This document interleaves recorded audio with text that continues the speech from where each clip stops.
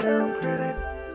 So I married a Welcome to So I Married a Film Critic. I'm your co-host Julia. And I'm Barry the Film Critic. Hello, everyone. And tonight we are starting 1 month of Marty's Movie Month. Cue the intro.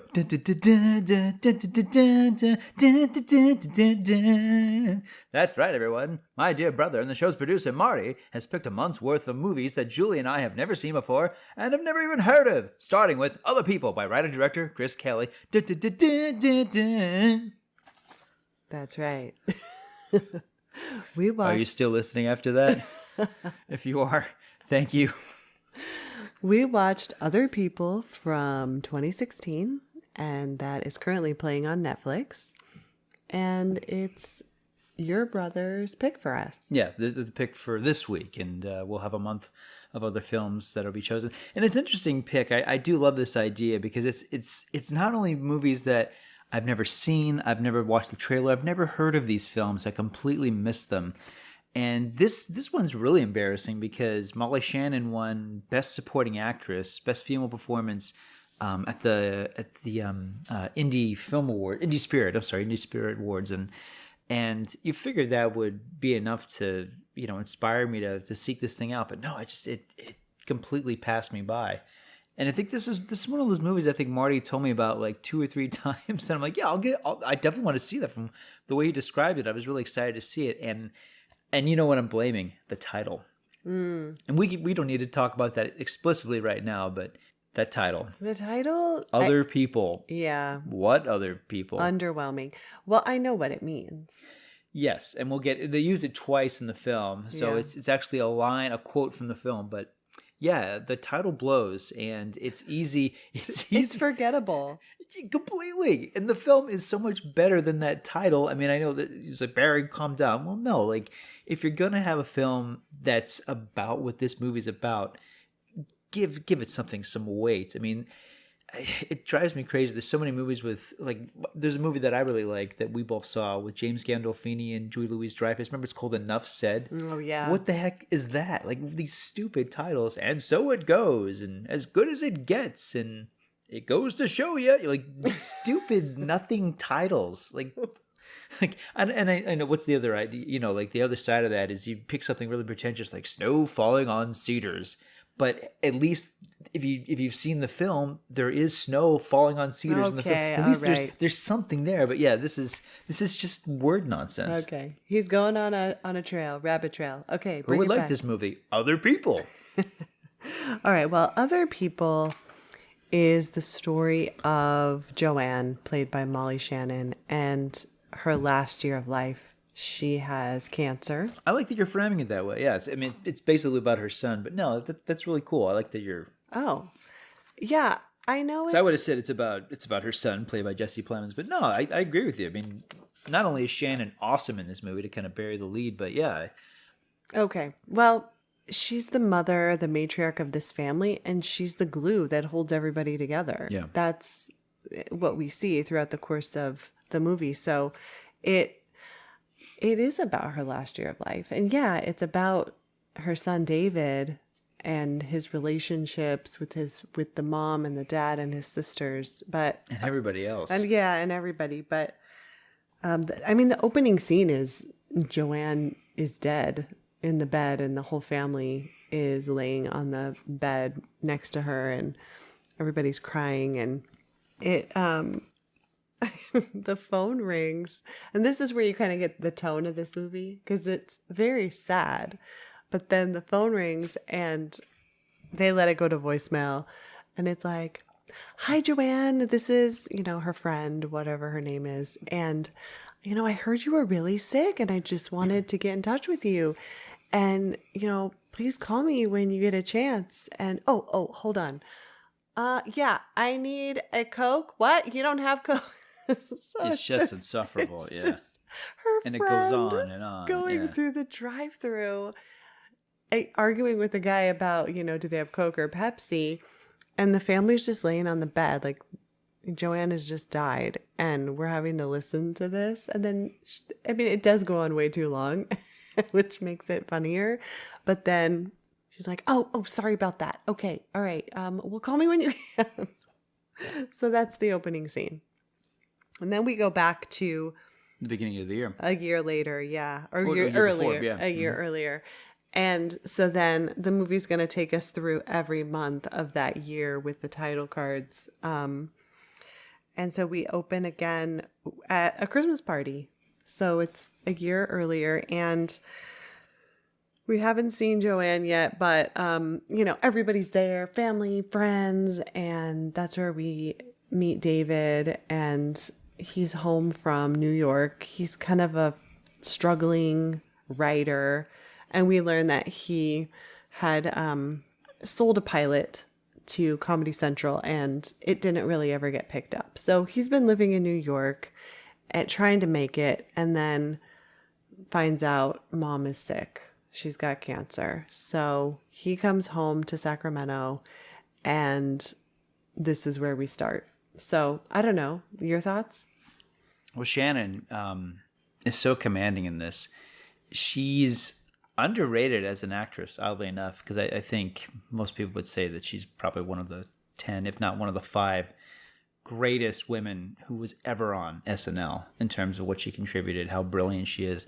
But she can act. She's not just a sketch comedian. And there's nothing wrong with being a sketch comedian, obviously, especially if you're on that level. But she's that, and then she's this. She is so completely emotionally generous for this movie. From her opening scene, we understand why her son loves her so much. We see what a force of nature she is. She's fantastic, and we fall in love with her immediately. I felt a certain amount of distance with the son character, the main protagonist, the entire film. But with Molly Shannon's character, Joanne, I immediately understand, like, okay, like we can clearly see how strong she is in her family, in the family dynamic. Well, she's the heart and soul of this movie, Yeah. and I think the heart and soul of this family. Mm-hmm. So there's no way you don't love her. Yeah. I mean, you see her in their opening scene in this like 70s dress, and it's like glittery and sparkly, and she's telling David about, the first time she ever wore the dress, and it's just a very warm, happy moment, and you kind of are like, oh, and she has cancer. This is crazy. So, okay, another thing I wanted to mention was David calls Paul, and he leaves him a message and says, so mom's fine, or she's, fake fine, or whatever. So we don't know who Paul is at this point, but we do find out it's his ex-boyfriend of 5 years. They dated for 5 years. So that becomes like another key character. So then January opens with Joanne puking. And so now we're like into the cancer storyline.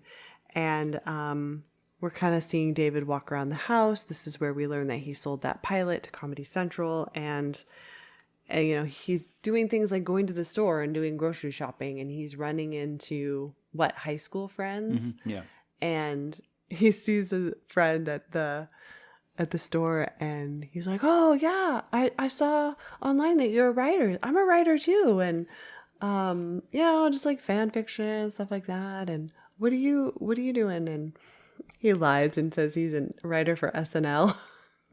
So, then they have this awkward conversation about how he came out to his family and that his mom has cancer. It's like one of those awkward conversations that you have when you haven't seen somebody for years.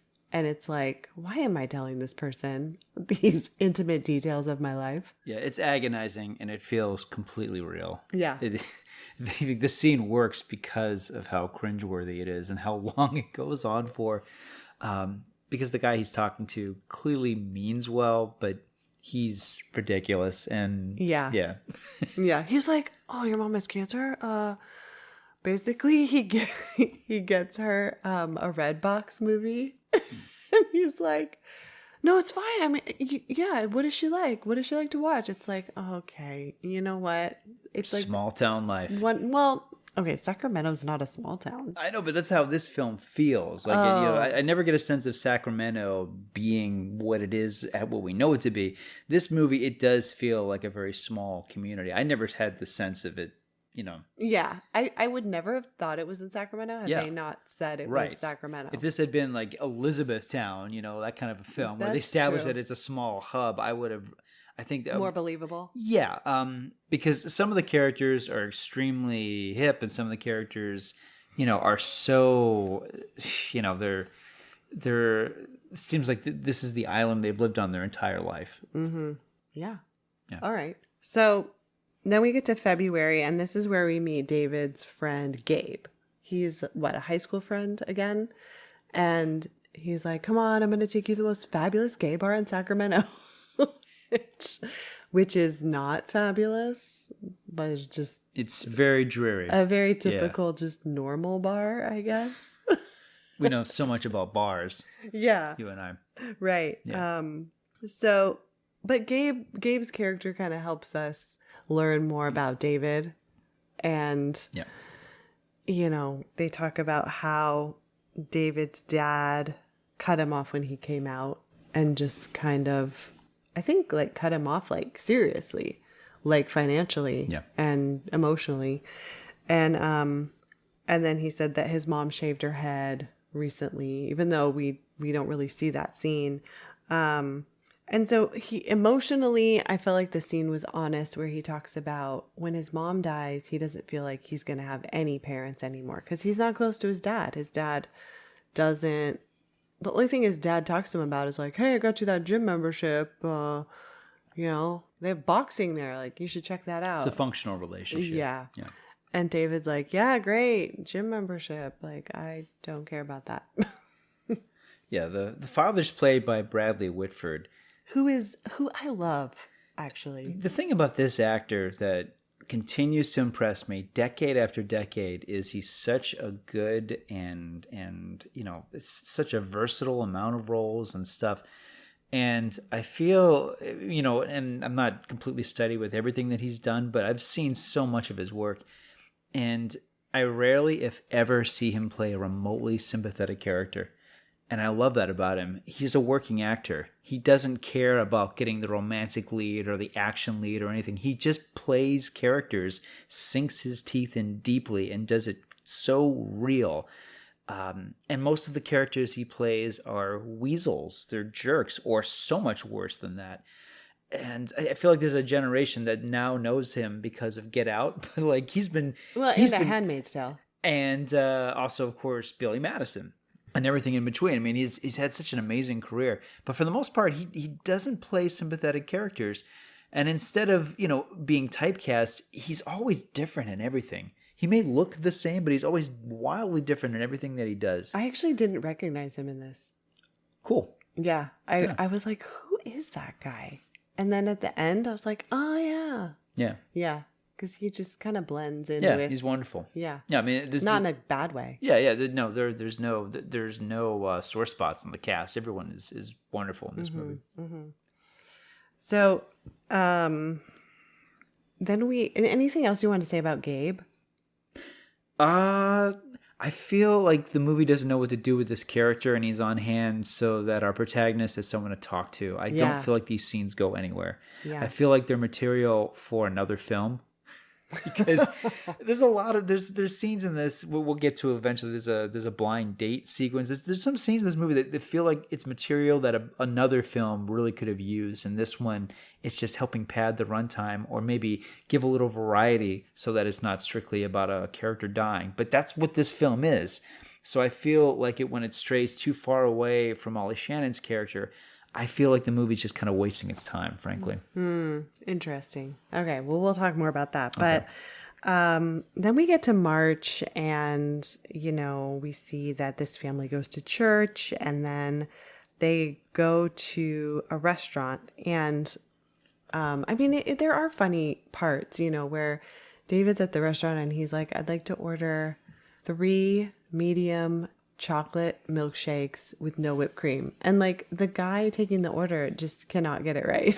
Well, it's a really funny scene because the setup is that from the gay bar scene, we know that this guy does his own amateur gay porn. Oh, And yeah. they were watching it on the phone at the bar, so now he is in line, and it's this studly dude with a tattoo who is so inept at his job. And it's great. Like the payoff is great. There's an unspoken punchline that there's cream in all the coffees, even though he has not to.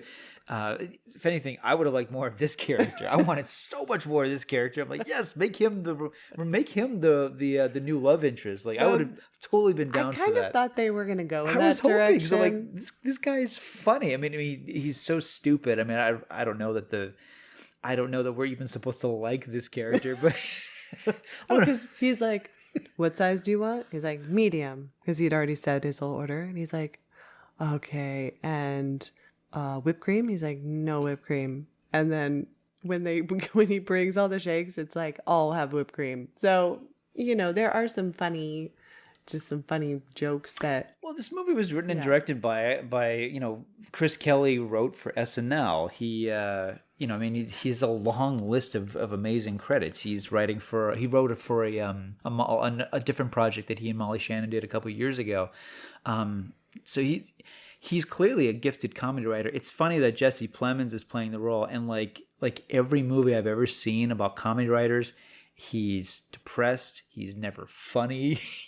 I've never seen a movie about a comedy writer where they're always miserable, unhappy He's the types. least funny character in this movie. And forgive me, I don't know a lot of comedy writers, so maybe this is the thing. Maybe comedy writers are all these very morose types. But I find it even going back to Woody Allen movies or like Christian Bale and Knight of Cups, they always get these guys who are so morose. You would never think they write. And look, maybe it's my ignorance because what do comedy writers like? Hey, how you doing? I got a funny idea. No, I'm sure comedy writers aren't like that all the time.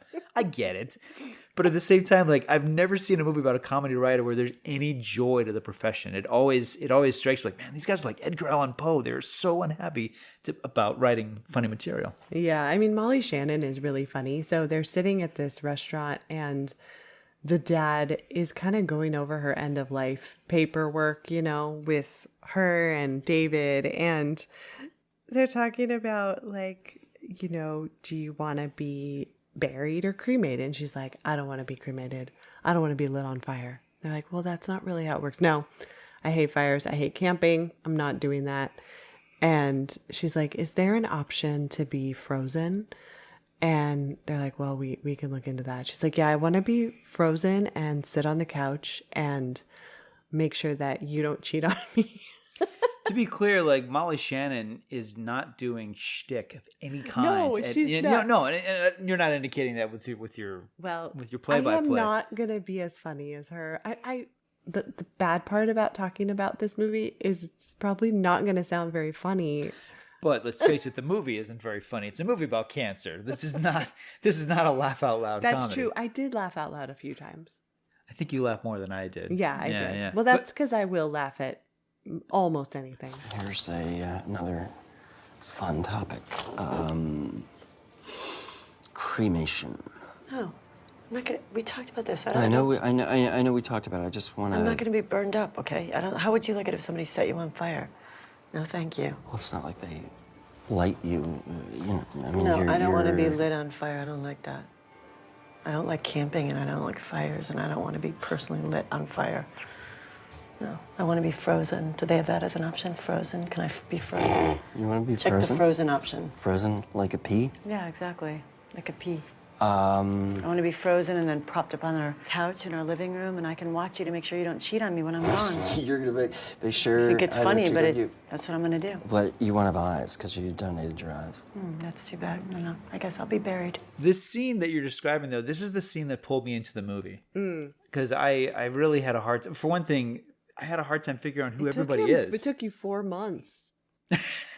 4 months in movie time. 4 months in movie time to get into it. Yeah, I really wasn't caring for it, other than the performances were jumping out at me. But there's so many. They introduced so many characters. I'm like, who are these people? How are they all connected? Yeah, that part was confusing at the beginning. Yeah, because I want to know. I want to know who they are. But also, we have I'm not picking on Jesse Plemons, but we have a main character who is mush-mouthed and introverted. So I'm like, who are you? What's going on with you? I want to know who your boyfriend is. I want to know what you're writing. Tell us, please. Oh yeah, we never know what he's writing about. No, We don't know what no. his pilot is. We're like, are you okay? Is this supposed to That would have been nice to get kind of kind of inside his creative process. And maybe that's obviously that's another movie, but still, that would have been nice because it's like going to a family reunion or going to a get together where you don't know anybody and you're just kind of walking around, you're kind of awkwardly meeting people. That's what this movie's like for a lot of it.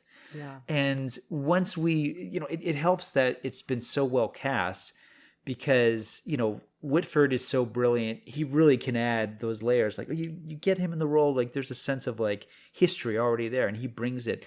But at the same time, the character is a sketch. We don't know exactly why he's a homophobe, why he's and we never find out. Never do. And it's not that the film has to tell us everything and show all its cards, but because there's that lack of development, it certainly kept me from really engaging with everything because there's so many characters here who are strictly one note. I mean, we haven't even talked about the sisters, who were wonderfully cast. This Maud Apatow and Madison Beatty, who we've met. Do you remember this? No. We met her? I'll tell you really crazy. Yeah, and met is an exaggeration. Did we meet her? No, we had an opportunity. Well, no, I'll tell you exactly what happened. Okay, this is crazy. So you and I went to the Colorado premiere of The Curious Case of Benjamin Button. She played young Cate Blanchett. And before the movie started, they're like, "Ladies and gentlemen, we have Madison Beatty in the audience," because she's from Colorado. She stood up and she said hi, and she met a bunch of people, and she was all friendly and all that. Was she like 10 at the time? Yes, she was very, very young. And when the movie was over, I think I gave her like a smile and a wave, like congratulations. But there were all these people like having her sign their programs and stuff. And I didn't do it. I'm like, she's a child. Yeah, I'm not going to descend to that. Well, you signed my Benjamin Button. No, that's weird. No, so I did not.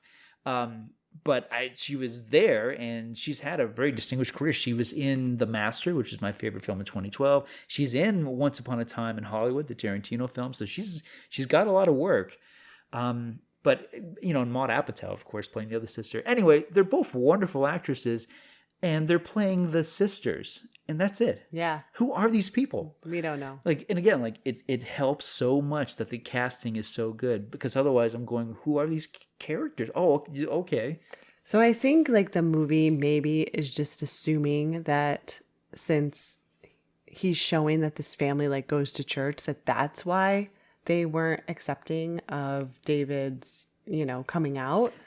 But okay. It's not enough. I mean, yeah. It's not enough because even as I'm seeing David in the pew with the whole family, I'm like, what is this dynamic? Is this the most torturous thing? Is it routine? What is it like to be someone who's completely divorced with this and being forced?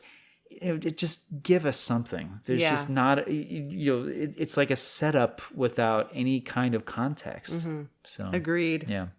So, but then, okay, so just back to the part where she doesn't want to be cremated. Finally, David says, I saw this thing called a green burial, and they just dig a hole and they put you in the earth without a casket. Just she's like, yeah, I want to do that. I'm okay. I mean, honestly, it's probably a better way to be buried than to actually put I don't know, varnished wood into the ground. But, You're really thinking about this. Well, I kind of was, because I was like, I wonder if that just would be better. So is this your decision? No. I could use this in court. She said this back in 2022, Your Honor. She really, really wants. So you want me to just bury you in the ground with no casket, just willy nilly, just No, not willy nilly, in a cemetery. It's in a cemetery. Okay, in a cemetery. Yeah, but I mean, you want your stiff as a board corpse to we just plunk it in the ground. You just lower me down. That's what they said. That's so grisly. I know. Do you think that's weird? Well, I mean, mine is much more normal. I want to be cremated, but like Hunter S. Thompson, I want my ashes to be shot out of a cannon. That is never happening. a Civil War canon. Wow. A Civil War reenactment canon. Here Excuse is me. my actual real thoughts on this. Okay. I feel like the person who is dead does it they don't have a say anymore. So I know this is my You're this- really trying to be controversial I know tonight. this is an unpopular opinion, but I feel like whoever is in charge of your like body when you die, whether it's like your spouse or your parents or whoever is in charge, like they get to decide because they're the ones doing it. Wow. So like if I'm just like, you know what, Julia really wanted her ashes spread, but you know, we're just gonna drop it in the little Brea tar pit. No one's gonna know. That you know what, you have to live with your choices and your own conscience. So if I say something that I would like and you decide not to do it, well, that's on you. It's my unpopular opinion. Man. Like when people are like, this is what she would have wanted. I'm like, she's not even here anymore. You know, that's something my father told me at a young age. He's like, funerals are for the living. Like, yeah, it's a good it's point. true. No, it's Yeah. true. It's true. But, you know, it's a way to keep them alive in a sense. It's like, you know, this is what they would have wanted. You know, he's looking down on us and smiling. That whole, I know, but at a certain point, like, you having fun? How does it look down up there, huh? all right, I've like, I got you the like hot Chips pink, and dip, huh? the hot Just pink like you would've liked. coffin you wanted, and we have all your favorite flowers. We put together like this big old. It's like I'm grieving, and now I have to do all this stuff for you. You know, seriously. I won't be specific about it at all, but you and I did go to a funeral one time where they had a mixtape of the deceased's favorite songs. And I remember one point it was like Gangsta's Paradise by Coolio and Wake Me Up Before You Go. And I'm like, this is embarrassing. Like, Wow. like don't ever play my mixtapes after I'm gone. I don't want people to know what terrible taste I And had. I still have them. They're right over there. Yeah, I know. Exactly. Please. Like, you could bury those with me. If I get cremated, add the tapes as fuel, kindling. Okay. So, Okay, so moving on to April, we see Joanne at the hospital crying, and her it's agonizing. It's agonizing. Agonizing, this scene. because David and his sisters are like right outside, Yeah. and she's like, I can't do this anymore. The tumors are still growing, like it's not working, and she decides to quit the chemo at this point. And she's like, I'd rather have a few good months than just like agonizing years. And, you know, I respect that. I respect that decision. Yeah. So, Yeah. but she just doesn't want her kids to think that she's given up, you know, even though what she's going through is unbelievably painful. It's horrifying to see. Shannon's going to some very, very painful places here, and the scene. Even though we're watching the scene the way the characters are, we're seeing her through the sliver of a door frame, and it's horrifying, and that makes it even more real because that's what you do. That's how you see these conversations. That's how you hear these moments that you don't want to watch, you don't want to be witness to, and you can hear them in the next room. Yeah, there's something brutally honest about this sequence. Mm-hmm. Yeah. All right, then we move on to May, and David is sitting with his grandparents in their motorhome. It's Paul Dooley, a wonderful character actor, and June Squibb, the Oscar nominee from. She was in About Schmidt. She plays Jack Nicholson's wife. Yeah. Yeah.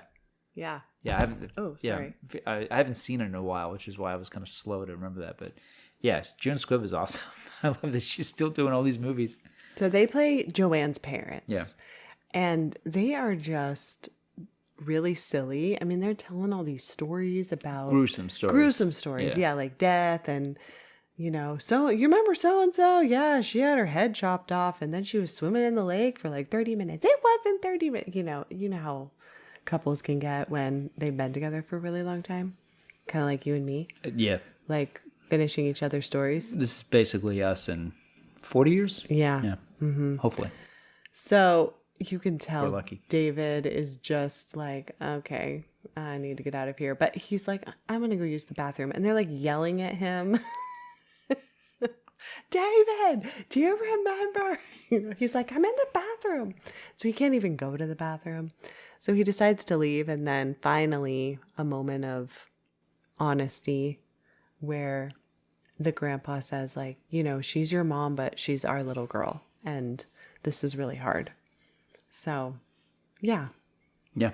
I mean, the movie kind of goes back and forth between silly, mundane things and really honest moments. The honest moments are the ones I think that it's a first screenplay. Even though Chris Kelly has written so much great television at this point and subsequently, but it's a first screenplay and it's the first time he ever directed. It's not a bad script at all. There's greatness in it, but I do feel like it needed a couple more drafts, and it could have gotten rid of a lot of the excess baggage of it. And it's not that the film is overlong. It's not. It's actually very tight.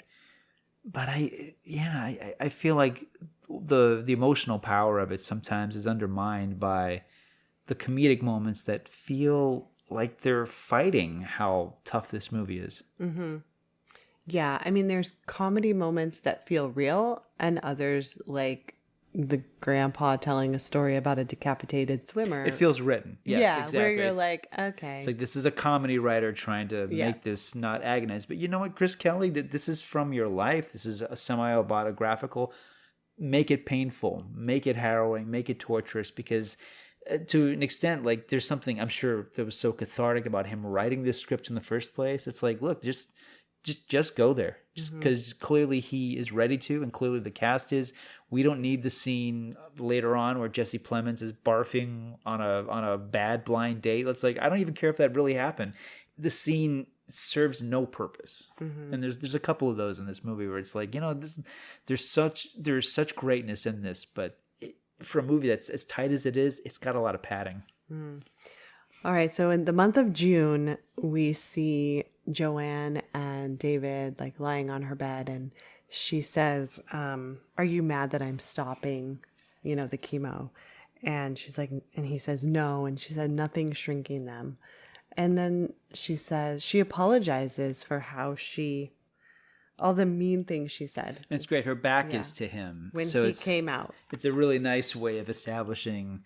Because on the one hand, they're really close, but she's saying some really hard things to him, and her back is to him. So initially, we're getting Jesse Plemons' POV, which is that he's just staring at like the small of her back, having this conversation with her that way. It's really it's honest. It's great. Are you scared? No. I'm scared. I'm sorry for all the mean things I said when you came out. It's okay. I'm your mother. I want to ask your forgiveness for that whole time. I forgive you. And when you were little, I dropped you and you hit your head on the edge of a table. I think you're fine, but I'm really sorry that I did that. It was very bad.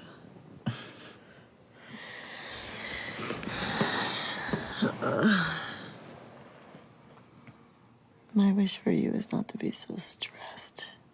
It's not worth it. You can be stressed, and still end up like this.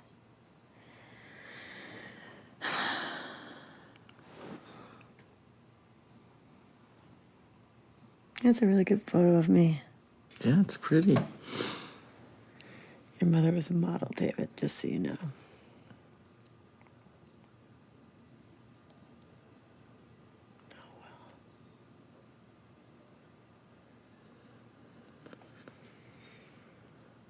I wish we could just, go travel the whole world real quick. So you could just see everything. I get to see my whole world at dinner tonight.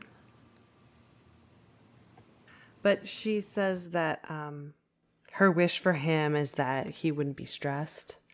And I thought, oh, isn't that like such a mom thing to say? Yeah. And he mentioned something about like, oh, I wish, you know, you could travel and see everything, like the whole world, just really super fast and before you die. And she says, I get to see my whole world at dinner tonight. And I was like, again, you know, I think if I was younger, I'd be more relating to the younger people in this film. But as a mom, I'm like really more relating to the Molly Shannon character. Sure. Yeah. And I'm like, yeah, like if I was dying of cancer, all I would care about is being around the people that I love. Yeah. I wouldn't care about seeing the Eiffel Tower or the pyramids. Like I literally would care less about that. So, because she says all she wanted was to be a mom, like her whole life. And then she got to do that 3 times. And this was all she ever wanted. And I think it's really, really sweet. So, okay. You don't have any other thoughts? So. No, it's you know, I'm it's hard. It's really, really hard. I mean, look, it's a movie about cancer, all right? And it's that impossible thing, and I feel like only one movie's really licked it, and it's the obvious choice. And I know people cringe when they hear me say this because it was one of the biggest hits of the '80s. But Terms of Endearment, the James L. Brooks film, I feel like that's the movie that got it right completely, top to bottom. It's freaking hilarious, but it's also heartbreaking. And it finds the way to mix the two. It's melancholy, it's tragic, but it's so funny and it's character driven. I mean, it was one of the top grossing films of '83. It's one of the biggest hits of its decade. But I do feel like that movie cracked the code when it comes to telling this sort of story. And I just don't feel like anything else has quite come close. In a sense, this movie wants to be like that. And there's a number of reasons why I don't think the movie gets close to Terms of Endearment. And I guess I'll just say really quickly, a lot of self-absorbed characters in this movie. Yes. Yeah. So when we leave the family circle, I'm finding myself surrounded by characters I don't know and I don't like. Mm-hmm. Okay. I mean, we can kind of explore that as we keep going. Yes. Sorry, please. That's what all month right. are we on now? July. Oh boy. Okay. The family has gone to New York and they go to the Upright Citizens Brigade. Yes. And I guess that's It's a real thing. Yeah. David's, like, he's a part of this drama troupe. Mm-hmm. And so Joanne gets called up on the stage. It's a really nice moment where they interview her and then they use her answers in their sketches. And, you know, everyone... Could I say, though, I mean, Upright Citizens Brigade they have a, reputation like, National Lampoon or SCTV or Lemmings. And this scene really isn't that funny. It did feel a little bit, like, smaller than that. Like, it felt more like a college thing, maybe, instead of... Because they're a professional... Yeah. Professional improv group. Yeah. Yeah, but at the same time, I don't know. There's like this scene, I just feel like it really should have killed a lot more. And it kind of fell flat. I mean, if this is not really a good representation of the Upright Citizens Brigade. It just isn't. It isn't. Like, they're hilarious. I've seen film footage of them. I've never been to a show. But this is not their A material. Okay. The scene works because of how Molly Shannon's character is integrated into it. It is cool the way it works, but at the same time, I don't know. You were underwhelmed. I'm always disappointed when I see a movie that has stand up that's not funny. Yeah. Like other than the Judd Apatow movie, Funny People, you rarely see stand up in a movie that's actually funny. That's a problem. Yeah, I would say so.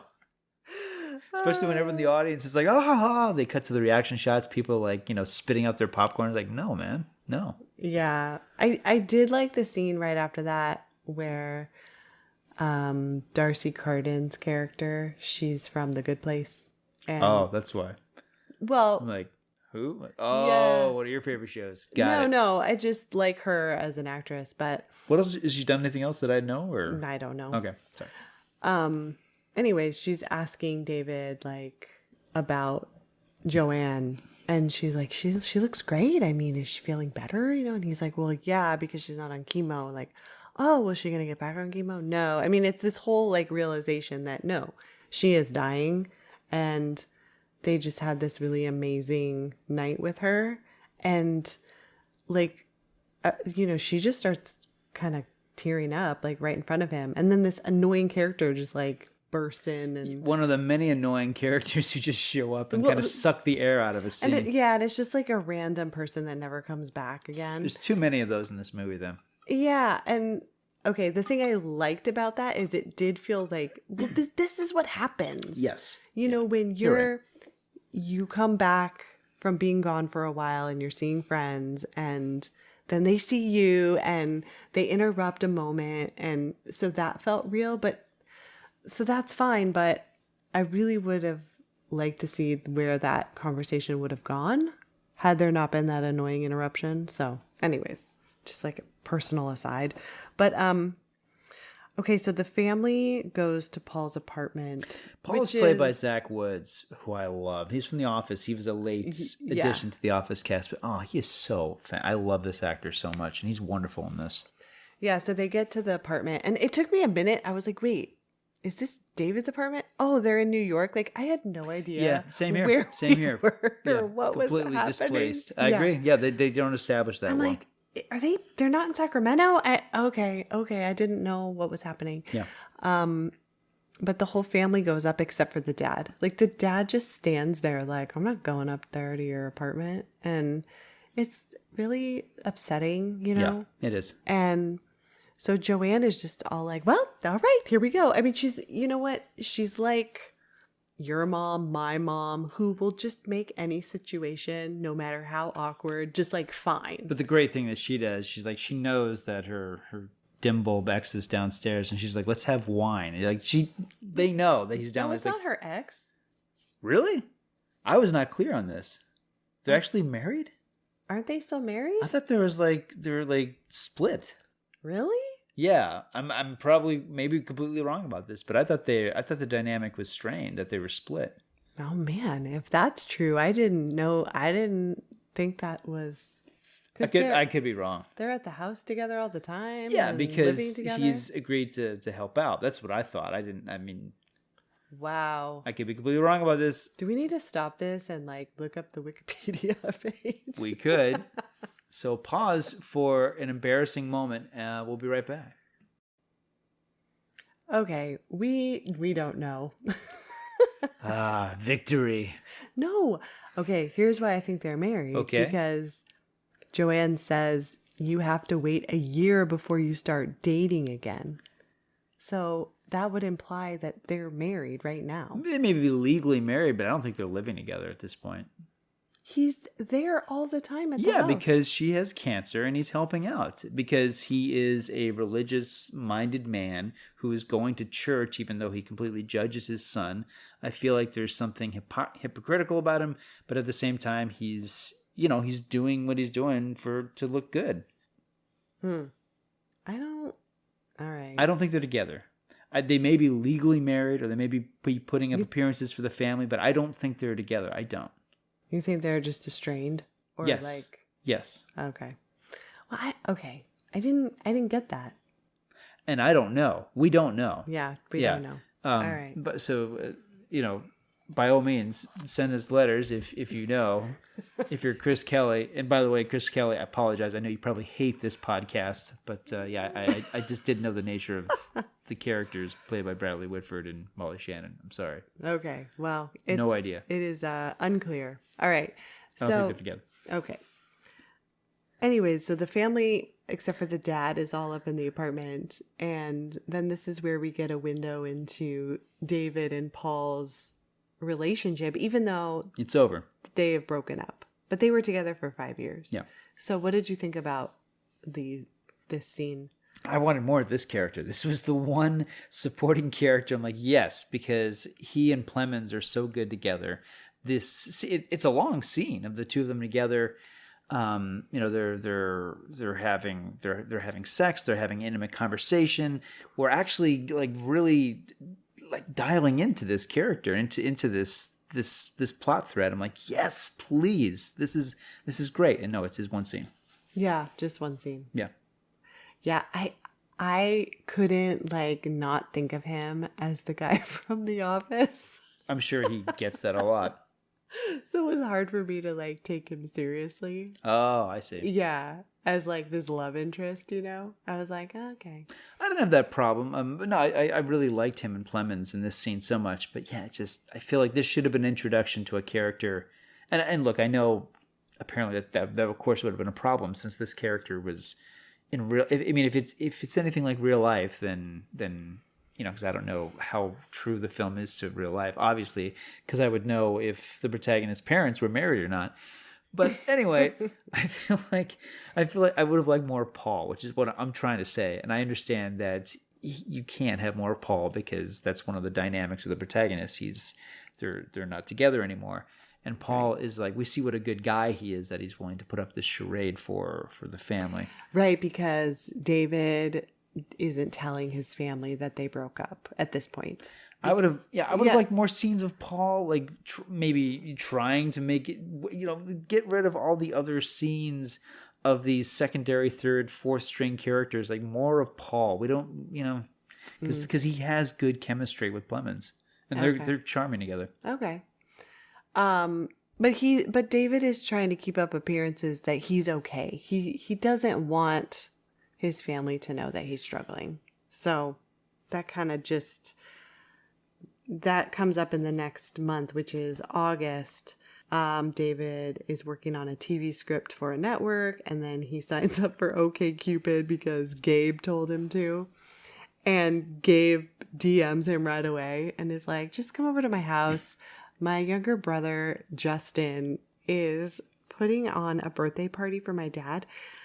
Oh my gosh. This scene is so weird. It belongs in another movie. It's a funny scene, and what's funny, Josie Toda is playing Justin, and it's very funny. It's the idea that this very inappropriate cabaret act, if you will, that everyone's kind of watching, and boy, do I know this. I mean, like in terms of being in these kind of shows where you have all the friends and neighbors watching you perform. Nothing. You did cabaret when you were a young child? No, but I did get on stage in front of my neighbors, and we did Chuck Berry and Elvis Presley. Yeah, we've that kind of thing.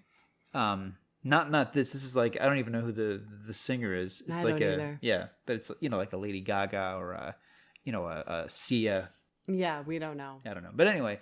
Yeah, the character is funny and the scene is funny, but it belongs in another movie, I think. Yeah, and the funny line is, because I think we were all thinking it, I'm like, oh my gosh, what is this like child doing in this outfit? I was saying, like, could we get arrested for watching this? Yeah, which is excellent question. Excellent question. But this is the big Gabe and David scene where David tells Gabe, I just want my mom to die thinking I'm doing okay. Yeah. And Gabe's mom also died from cancer, so they kind of have that in common. And David says he just wants a moment of clarity where he like hears the voice of God and life becomes clear. And so then Gabe kind of tells him about his moment of clarity where his mom says, when I die, I'm going to become a birch tree. And he's like, yeah, now every time I see birch tree, I'm like, there's my mom. And, he's like, it wasn't like this spiritual awakening or anything, but it was meaningful to me, And so, I don't know. I mean, did you think that conversation, like... No, it felt like an acting piece. It felt like something you would do this scene for scene work in acting school. I'm sorry, like it's a well-written scene, but the movie does not need it. We don't need these scenes of him talking outside of the situation. The family characters are interesting. The actors are fantastic. I don't know that I really wanted the movie to even leave the house. And every time it does, it's like, I get it. You don't want to depress the audience and you want to have a little variety to the scenes. But this movie is about a young man dealing in every sense with the death of his mother. We don't need this other stuff, especially because, I'm sorry, this other stuff isn't as good as what's happening in that house. Yeah, because then he goes home and his parents are totally high from smoking pot. Or wait, were they smoking or eating edibles? Do you want to stop and look it up? I know. Let's go to hightimes.com. Don't know. Oh, man, we're so lame. But then... in all defense, Yeah. the first time we'd seen this movie, this Yeah. was a completely blind experience. We were both paying attention. Inevitably, there's details we missed, but also, again, this film is vague about a lot of things. It is vague. It is. But David finds out that his sisters have been like know how to get high too, and so then they're like, "Do you want to hang out with us?" And they keep asking him to hang out, and he keeps saying, "No, I gotta go write." And they're like, "You're always writing," so it just seems like that's all they're there for, is to like Yeah. ask him to hang out and him to They're tell them walking no. plot points. Yeah, I can't stand this. And again, it's like if they had cast unknowns, fine. The characters will fade into the background. But these are good actresses. Like, give them something more to do. Yeah. Yeah. Okay, so the next month is September, and this actually, oh man, this was really hard. This scene for me to watch, because this is when David and Joanne go to visit her school, and this is the first time we realize, oh, she like can't talk above a whisper now. I don't know, something happened with her vocal cords. Maybe it's obviously the cancer, but I don't know how. But because she has a very rare aggressive form of cancer, and so she's sitting around this table with all of her teacher friends, and she's trying to tell them, the new teacher who's taken over her classroom, like about a student. And it's a funny story about a student doing show and tell and having a dead chicken in his backpack and all this stuff. And this teacher, she's like, I'm sorry, what I didn't quite catch that. What are you saying? You know, it's so awkward. Yeah. And I kept waiting for David to jump in and tell the story, but he never does. Yeah. And another teacher has to do it. And I thought it was a bad character choice to not have him tell the story. But the film, thankfully, Plemons really has a lot to play in the third act of this movie. The character finally gets angry. The character finally breaks down. The character finally stops being so introverted, and we finally get a sense of the rage within him, the frustration. It's such a relief, because Plemons is a terrific actor and he's doing great things here, but the character is just so hard to engage with because he's barely engaging with anybody in the movie. Mm-hmm. Yeah. So then we have the month of October, and the dad takes the kids out to eat. Like, look, mom's body is shutting down.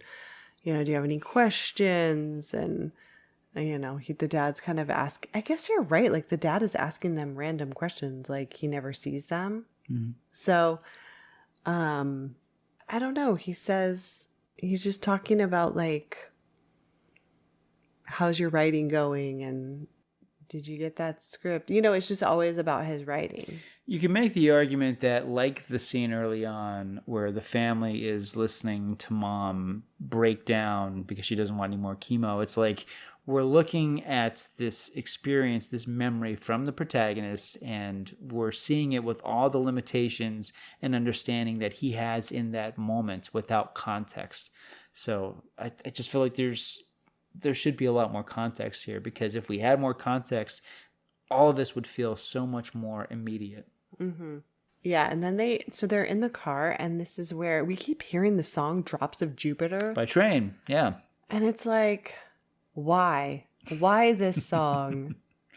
Yeah, do you get it? Were you annoyed? I was really annoyed. So my dear friend Carrie, who I've known for over 20 years, she adores this song. She adores that band, and it's just one of those things. I mean, I think the only band I like less than Train is probably Creed. Oh, yeah. Monster No, stop. Yeah, I can't stand Creed. Don't do your Creed impression. Okay, but it's really good though. No. But anyway, yeah, I thought it was funny that the film acknowledged how annoying it is, but then it circles back around it and tries to use it in a poignant way. Like, no, don't do it. I know. And I'm like, okay, these lyrics... I can see why the lyrics kind of make sense, but the song is too much. It's really not good. There's that song that was really popular, or not around that time, the Breakfast at Tiffany's song. Yeah. Yeah. It's terrible, but it was also a similar thing. It's catchy, it's pleasant. You could hear it in an elevator or, being wheeled in a hospital gurney. It's like just one of these songs that was just ubiquitous, and it's just fine. And there's nothing worse than pop music that is just fine. It's just okay. Yeah. You can hear it in an elevator. You can hear it on the commute to work. That's how I feel about this song. When it comes on the radio, I change the channel. That's a quick dial switch for me. I am not listening to this song ever. Like, I mean, you and I were recently talking about Celine Dion. Like, I really love Celine Dion, but when I hear that pan flute, when I know it's the Titanic song, I immediately turn the channel. We're done. Because I'm not doing that again. No. I lived through 1997 through 1999 where that song was on the radio every day, all the time. Not doing it. Not doing it.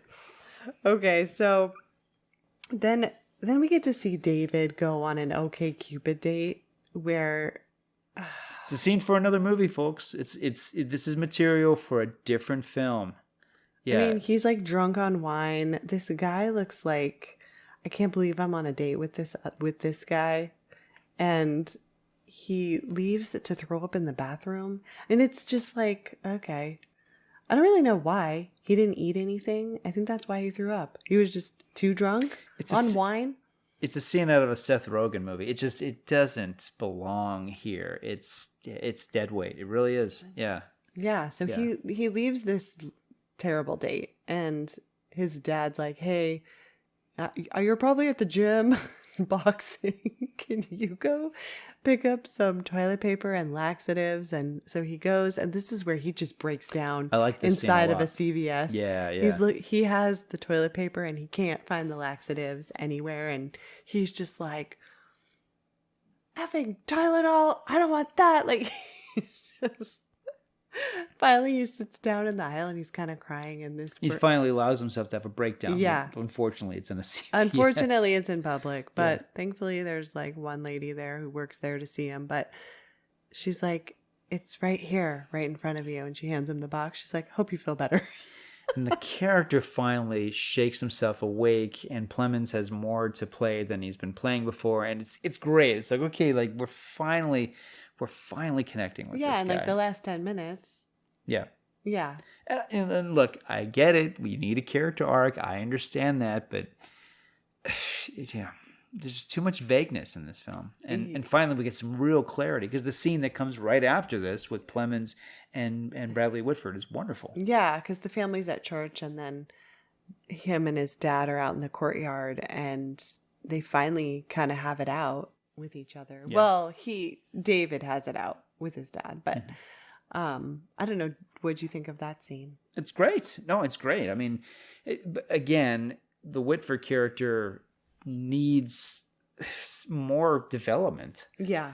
And we should, because I get it, because it's a lived-in situation where, because, in real life, you don't go, "Well, Dad, I've never forgiven you for that time you went to Tijuana and bought that gun without a license." Like, no, you don't do that in real life. Like, there's unspoken stuff. I get it. I understand. I do. I really understand how life works and how movies work. I wish he would have said that. No, just kidding. Better film? Maybe. Let's Google it. Let's see if that was in the original screenplay. No, but I get it. I do. Because like there's a way to write these sort of scenes, and by telling too much, you really do get the sense like, okay, the screenwriters, it's just exposition. The screenwriter's just talking to the audience. So the less said is usually the better with most movies. But this is a dialogue and character driven film. And because, again, like you've got these wonderful actors, like you want them to say more because you want to know more about them. So in a sense, it is. I still feel like an audience member that I'm at the party where I haven't been properly introduced to everybody. Even this late in the film, I'm still feeling that. But these two actors are really giving it. The scene has heft to it, and it's such a relief to see Plemons get to play something other than mopey. Yes.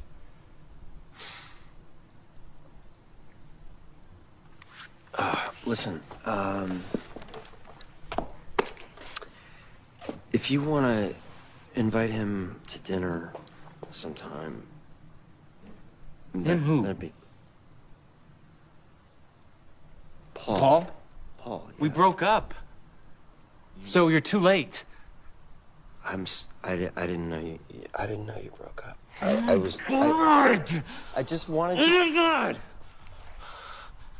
We were together 5 years, and he can come to dinner now? David, I just What wanted is this? What? You and I bought diapers together for her today. We sat with the hospice and picked up medicine together. I've been living with you in your house for 10 months, and it's been good because I keep thinking, oh, I like the way he's helping Mom, or maybe he's getting more accepting. But then it's like you won't even come up to my apartment whenever we're in New York. It's like this one little thing, and you won't do it. You won't. I'm gonna be 30 years old, and Mom's gonna be dead, and then what? Are we gonna be closer then? Like, do I still come home, or what? Because I want to. Home. I want to, but it's been 10 years. It's been 10 years, and I will not be nervous saying he or boyfriend around you anymore because it sucks. His dad's like, he's like, I just want to be able to talk to you. He's like, well, if you know, I'm always up for a debate. And I was like, ooh, because he's like, my life isn't up for a debate. You know, he's like, I'm 30 years old. Like, this is how it is, you know? And it just kind of reminded me of like every kind of, no matter where you are in your life, there is that moment you have with a parent, and it's usually a dad. I don't know. Don't you think it's usually a dad? These kind of moments? Yeah. I mean, I guess it's also with mom I sometimes. thought those moments with my mom. Yeah. But where you're like, look, I know how you feel about X, Y, or Z, and that's fine, but I'm doing this, you know? And it's like, you just have to come to like this understanding that they may not agree with you, but it doesn't really matter anymore. You know, like you're going your own way. Like you're your own person now. Like they don't have that like control over you. Yes, Mom, anymore. I'm going to clown college, and you can't stop me, Mom. I know you've told me not to, but I'm going after my dreams. Yeah, but it's like that, you know, that's a part of growing up where you have to separate yourself and like you say like, well, for better or for worse, this is what I'm doing. Right. You know? And then the parent has to say, okay, well, I love you no matter what. I'm always going to love you. I mean, and the dad never says that. Mm-hmm. Do you think he feels that? I mean, we don't really know. No idea. Yeah, we don't really know. Are these even his kids? We don't know. That's true. We don't. We have no idea. Are they his biological children? No clue. Yeah, right. We don't even know anything. But it's nice to see David just like say all the things he's been wanting to say, yes, instead of just like, well, I just hope they think I want Mom to die knowing I'm okay, and no one's ever going to know me or anything like that. It's like, well, that's no way to live, you know? It feels like it's depressing. This is where the film is really finding its footing, though, because there's no more this tiptoeing around this stuff. It's great. I felt like, okay, like I was really leaning forward, like good, like we're not just going through the melodrama. Like this is where, you know, this is a movie that certainly, I mean, it could very well have been transcribed from, you know, from a diary. It does have, because even the scenes that I'm describing that I don't like because I feel they're sort of narratively malnourished, they are emotionally very strong.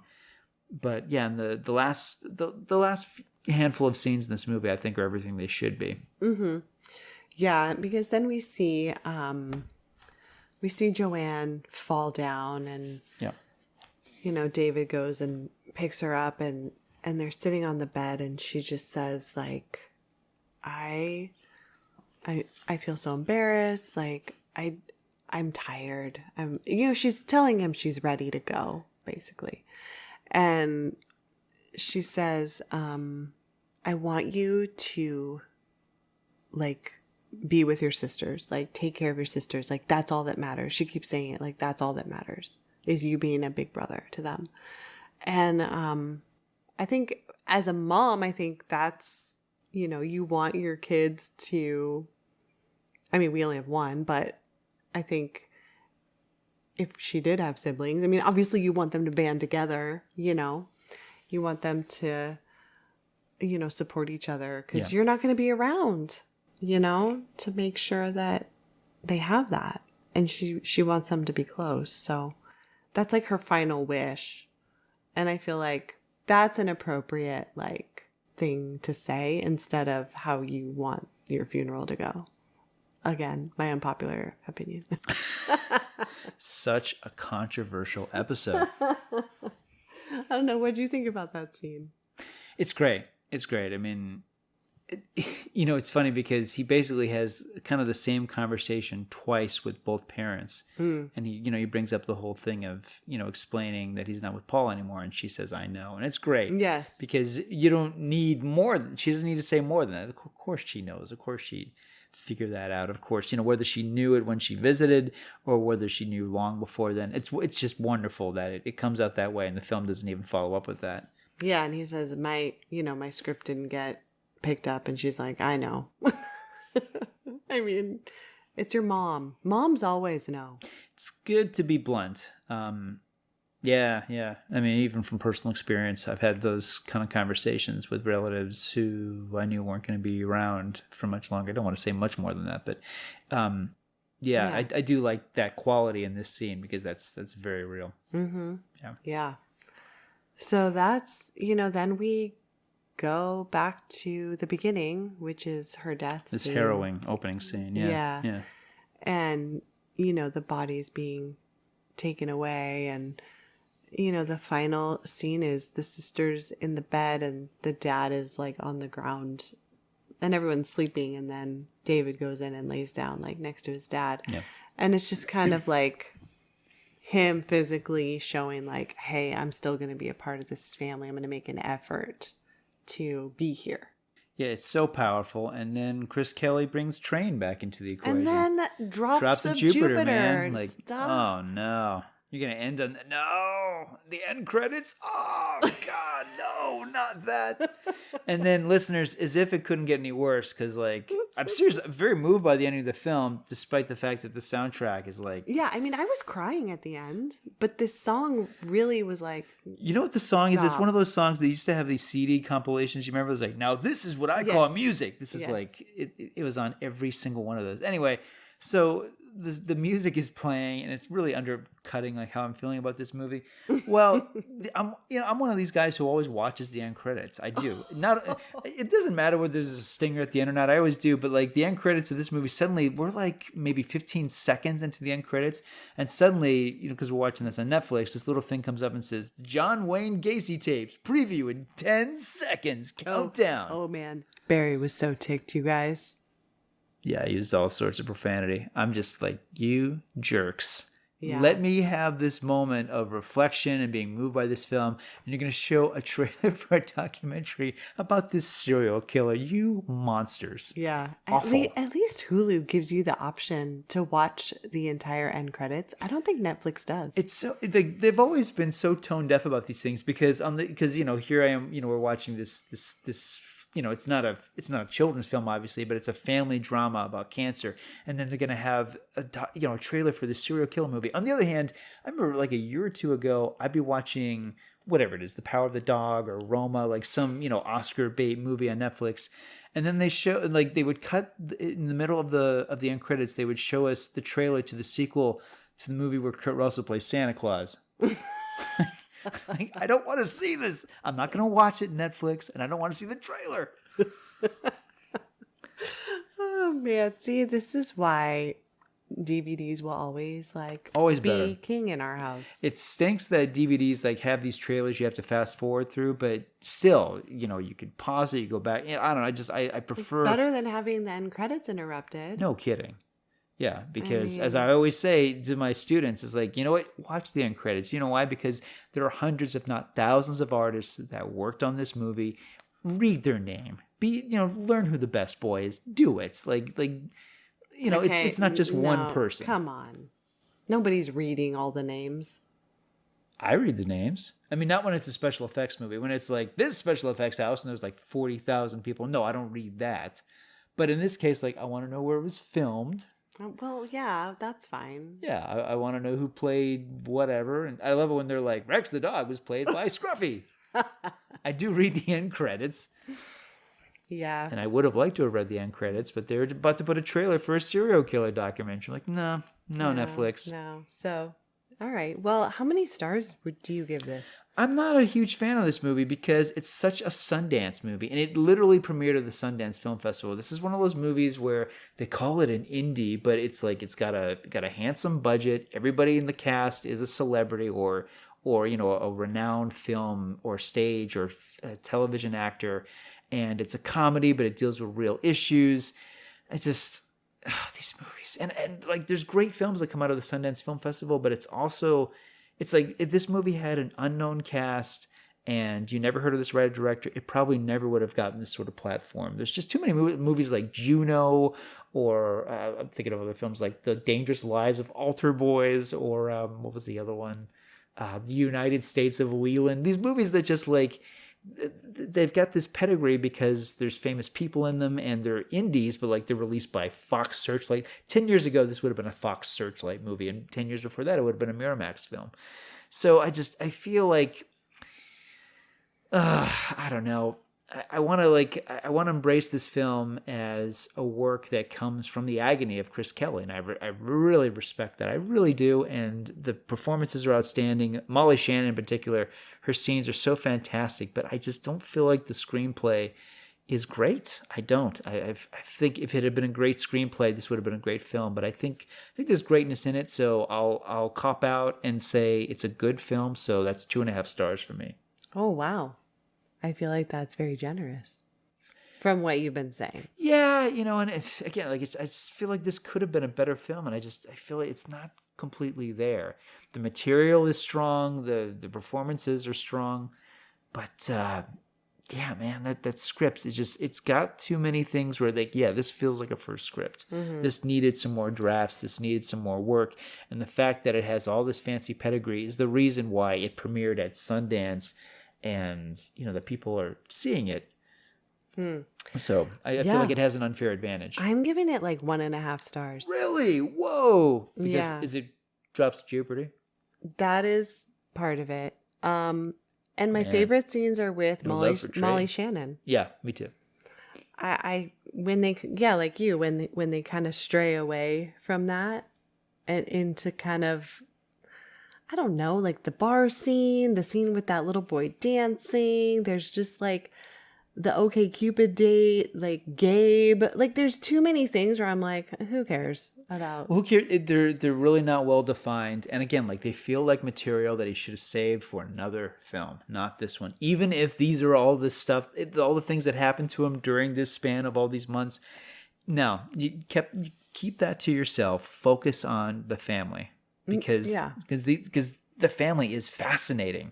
It is fascinating. Because think of all the things we don't know. Are the parents together? Who are the sisters?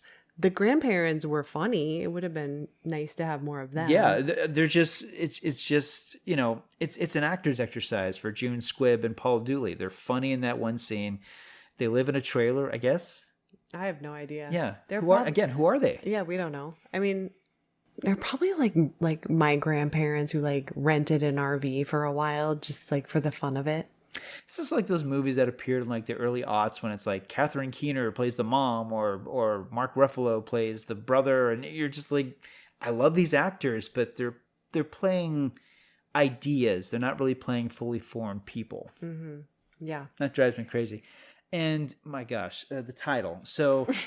Let's talk about this title. Going back to this. Oh no, man! Like, I mean, seriously, writers. If there's any writers still listening, thank you. Look, a title is important. Okay, it's really important. I mean, in this case, like it's. Oh yeah, we didn't even talk about what it means. Yeah, because at one point, because I think he says like, yeah, this is something that happens to other people, like. And he's like, okay. And Gabe says, "You are other people to other people." It's like, oh, okay, you said the title 4 times. And then later on, it's like, having sex with other people would be healthy. And then one of the sisters says, other people are sad too. And still, other people. No. Name it after your mother. Like there's all sorts of things. Use one of the lines of one of the verses of Drops of Jupiter. Call it Drops of Jupiter. Fine movie, but don't call it other people. No wonder this movie completely slipped by. And even when we were talking about like, what are the movies we're watching for this, that your brother gave us, and I kept forgetting the title of Well, I'm this like, one. what's the Molly Shannon film? Because that's the Yeah. one Marty's like, oh, you got to see like she's amazing, and yeah, And Marty, you're right, she is. incredible. She's the And best thing about and this to be movie. clear, I have a lot of respect for this film. I don't like the film. I won't watch it again, but I have a lot of respect for it.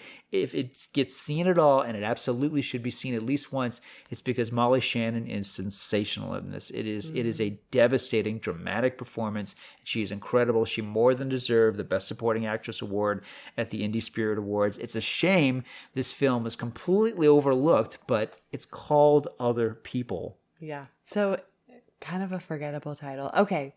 Anything else before we wrap this up? No, I mean, what do we like? What ending? I mean, how many times? What alternate ending? The mom doesn't die. Well, that's the thing. Like, I've seen, and I won't name them because I don't want anybody looking into it. But like, I've seen movies like, we're in remission, everything's good. Like, it ends like a cancer movie ending with a happy ending. Yeah. I've seen that happen a few times. And the thing is, like, think about that. I mean, it's awful because like, no matter what you do, it's like, do the characters live to the end, or is there, Yeah. it's like either way you lose. It's just movies about one of the most horrible, horrifying things that could happen to a person. It's so hard to pull these things up. And again, I feel like, I know it was 1983, but I feel like Terms of Endearment is the only movie that All really right. got this. Go see Terms of Endearment, and then go see Other People. And then you tell us which you like more. Yes. Yeah. And if you know the nature of Bradley Whitford's character, please send us. Are they together? We don't know. I don't think they are. I think they I think still they're are. strange. I think they're legally married, but I don't even think they live in the same place. Wow. Yeah. Again, we don't know. If he wasn't like, I don't know, going on meaningless OkCupid dates that add nothing to the story, maybe we would know. And to be clear, because like, seriously, there's a lot of respect I have for this film, even though it just didn't connect with me for a lot of reasons. But like, anybody listening to this, go to IMDb, look at Chris Kelly's body work. It's amazing. He's a great writer, and I'd love to see him write and direct again. This is a first film. Mm-hmm. All right. Well, that wraps up our conversation of Other People. Good night, everyone.